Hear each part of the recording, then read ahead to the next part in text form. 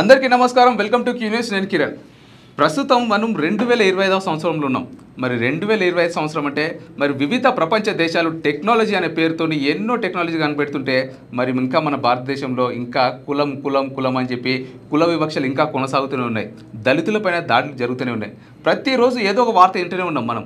మరి ఏదైనా గొడవ అవుతే చాలు మరి వాళ్ళ కులాన్ని మధ్యలో లాగి కులాన్ని తిడతారు. మనిషిని తిట్టురా నాయన, కానీ కులం ఏం చేసింది? మరి ఇప్పుడు ఈ ప్రస్తుతం ఉన్నటువంటి జనరేషన్లో మరి రాకెట్లో కూడా మరి అంతరిక్షంలోకి పోతూ ఉన్నారు మనుషులు, టెక్నాలజీని కనుక్కుంటూ ఉన్నారు, పరిశోధనలు జరుపుతూ ఉన్నారు. అయినా కూడా మరి మన భారతదేశంలో ఉన్నటువంటి అంటే అందరూ కాదు, కొంతమంది మాత్రం ఇంకా కులం దగ్గరే ఆగిపోయారు.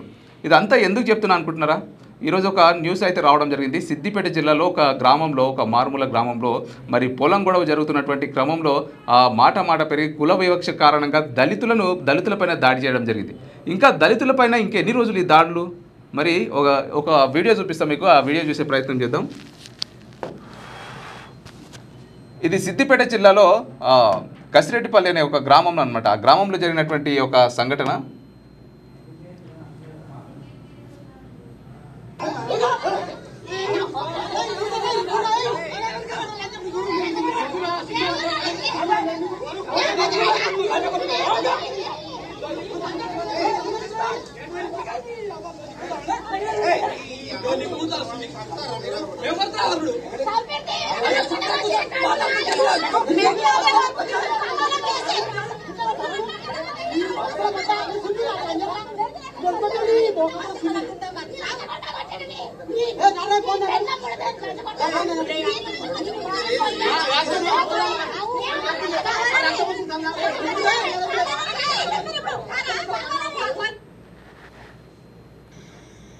నా పేరు మాల ఆగయ్య, కాసిరెడ్డిపల్లి మర్పుకు మండలము.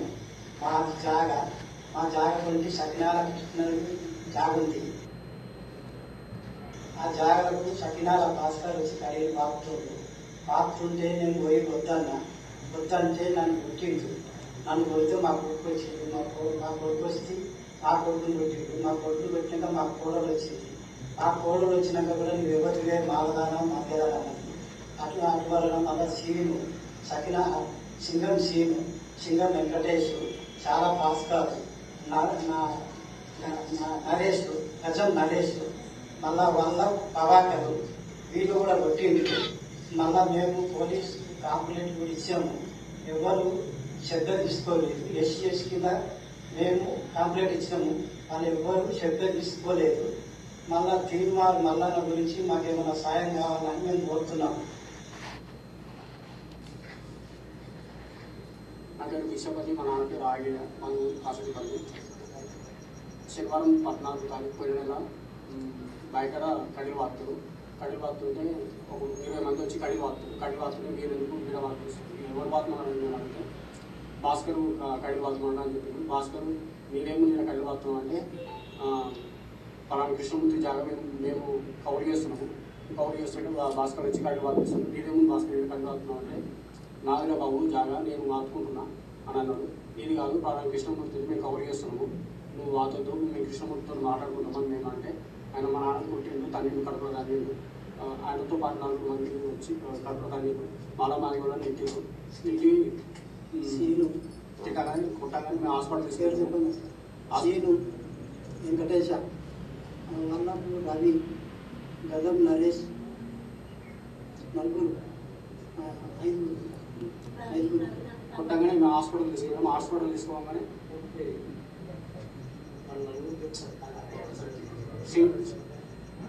తీసుకోగానే అది రిపోర్ట్ తీసుకొచ్చి కేసు పెట్టినాము. పోలీసు వాళ్ళు ఇంతవరకు మాకు ఏం న్యాయం చేస్తున్నారు, మీరైనా న్యాయం చేయాలని మేము అనుకుంటున్నాము. ఓకే, చూసిరు కదా మరి సమస్య. కౌలు రైతులు, వాళ్ళకి సొంత పొలం కూడా లేదు, కనీసం సొంత జాగ కూడా లేదు. మరి సొంత పొలం లేనటువంటి కౌలు రైతులు వేరే పొలాన్ని కౌలుకు తీసుకొని కౌలు సాగు చేసుకుంటున్నటువంటి టైంలో మరి వాళ్ళ పక్కకే సాగు చేస్తున్నటువంటి ఆ పొలం పక్కనే ఉన్నటువంటి ఇంకో పొలం వాళ్ళు వచ్చి కడీలు బాతుతున్నారట.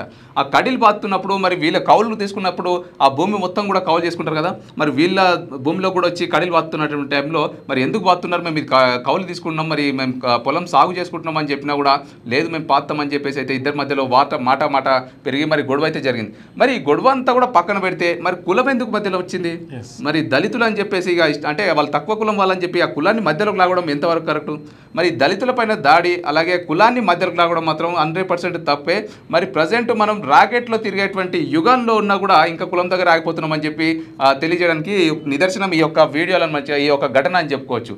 అయితే యాక్చువల్గా ఇప్పుడు మనం ఏదైతే అందులో చూసినామో వాళ్ళు ఏంటంటే కృష్ణమూర్తి అనే వ్యక్తి దగ్గర కొంత పొలం అయితే కౌలుకు తీసుకొని వాళ్ళు వ్యవసాయం అయితే చేసుకుంటున్నారు. వ్యవసాయం చేసుకునే క్రమంలో ఏమైందంటే పక్కన ఉండే ఇంకో భాస్కర్ అనే వ్యక్తి ఇంకొక అతను వాళ్లకు మరి కృష్ణమూర్తికి భూమికి సంబంధించిన గొడవలు ఏమున్నాయో తెలియదు. అది వీళ్ళకి సంబంధం లేదు, ఎవరైతే కౌలుకు చేస్తున్నారో వాళ్ళకి సంబంధం లేదు.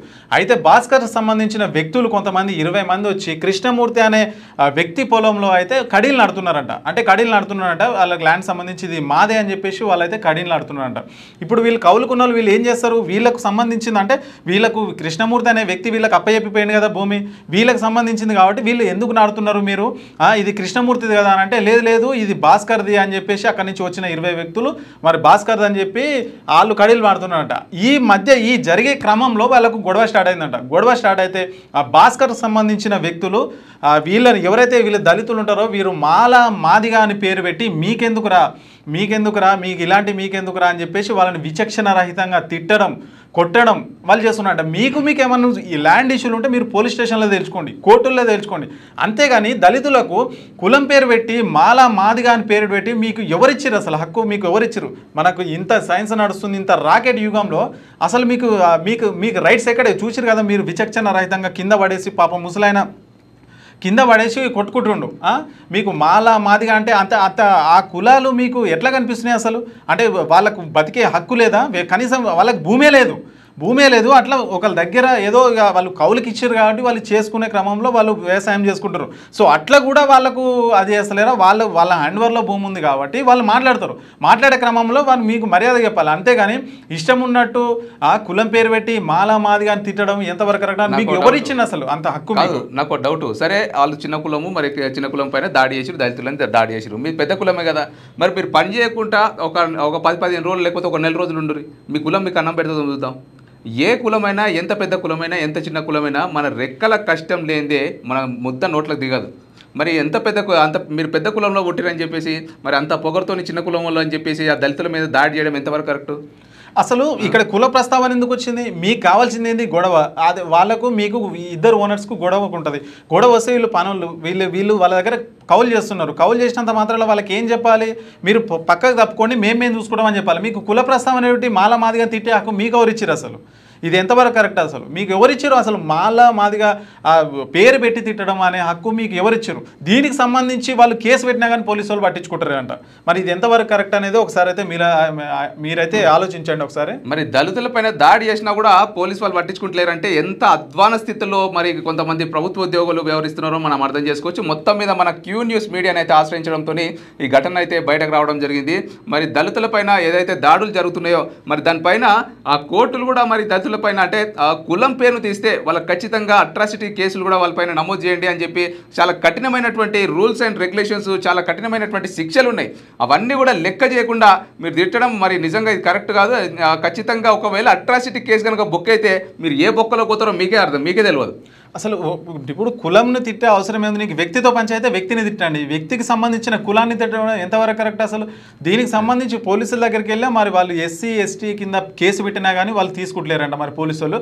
మరి వాళ్ళు ఎందుకు తీసుకుంటున్నారు? వాళ్ళ మీద కూడా ఖచ్చితంగా కఠిన చర్యలు తీసుకోవాలి. అదేవిధంగా ఎవరైతే వీళ్ళు దాడి చేసిరో వీళ్ళ మీద 20 మంది విచక్షణ రహితంగా మన వీడియోలు చూసినట్టుగా దాడి చేసిరో వాళ్ళ మీద కూడా ఖచ్చితంగా ఎస్సీ ఎస్టీ అట్రాసిటీ కేసు పెట్టాల్సిందే. వాళ్ళు లోపలికి పోవాల్సిందే. వీళ్ళకి ఖచ్చితంగా న్యాయం జరగాల్సిందే. ఇప్పుడు జనరల్గా తిట్టారో లేదంటే ఆరోపణలు ఉంటే అది వేరు. మనకు క్లియర్గా వీడియోలో కూడా ఉన్నాయి.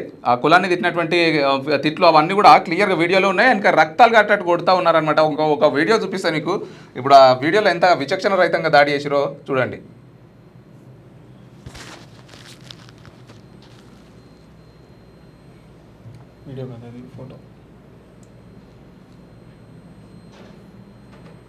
సో ఈ ఫోటో చూడు ఎంత దారుణంగా ఉంది. మొత్తం కూడా బ్లడ్ కారుతుంది తల నుండి కూడా మొత్తం కంప్లీట్గా. ఒక కౌలు రైతులకే రక్షణ లేనటువంటి